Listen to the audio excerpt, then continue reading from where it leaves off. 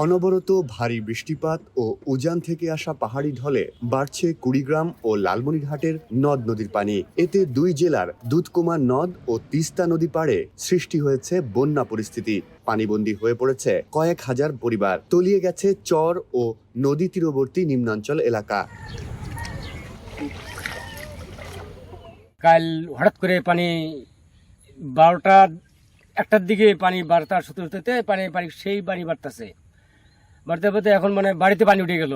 এখন বাচ্চা কাচ্চা না খায়া আছে, এখন মানে আমরা চুলেও বন্ধু তোলাই গেছে।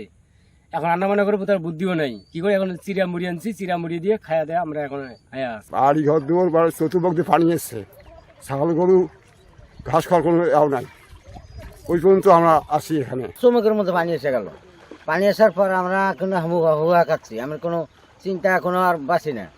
বাড়ি গান শুকনো খাবার নাই বা চুলার ব্যবস্থা নাই, আমার খুব কষ্ট। রাস্তাঘাটে পানি অথবা বাড়িতে রান্না করবো এটারও কোনো চার্জ নাই, পানিতে এক কোমর পানি।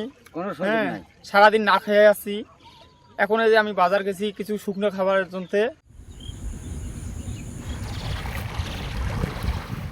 মঙ্গলবার সকাল 6টা পর্যন্ত কুড়িগ্রামের দুধকুমার নদের পানি 29.60 মিটার অতিক্রম করে বিপদসীমার 22 সেন্টিমিটার ওপর দিয়ে প্রবাহিত হচ্ছে। গত সোমবার সকাল থেকে পানি বিপদসীমার ওপর দিয়ে বইছে। নাগেশ্বরী উপজেলার বামনডাঙ্গা ইউনিয়নের মুড়িয়ার হাট এলাকায় পানির স্রোতে নদী তীররক্ষা বাঁধের একটি অংশ ভেঙে যাওয়ায় নদের পানি লোকালয়ে ঢুকছে। সোমবার রাত থেকে প্লাবিত হচ্ছে নতুন নতুন এলাকা, কৃষিজমি ও বসতভিটা। দুধকুমার পাড়ের বন্যা পরিস্থিতি আরও অবনতি হচ্ছে।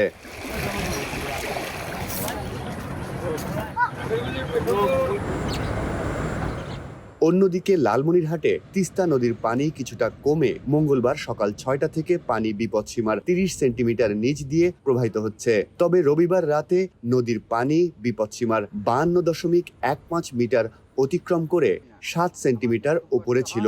এতে তিস্তাপাড়ে বন্যা পরিস্থিতি তৈরি হয়।